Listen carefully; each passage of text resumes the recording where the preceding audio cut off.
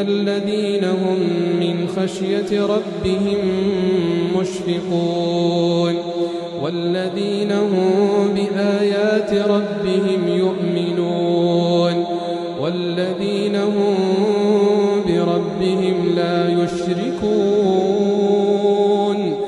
والذين يؤتون ما آتوا وقلوبهم وجلة أنهم إلى ربهم راجعون أولئك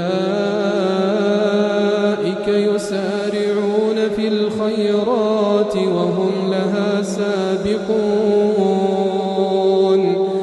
ولا نكلف نفسا إلا وسعها ولدينا كتاب ينطق بالحق وهم لا يظلمون.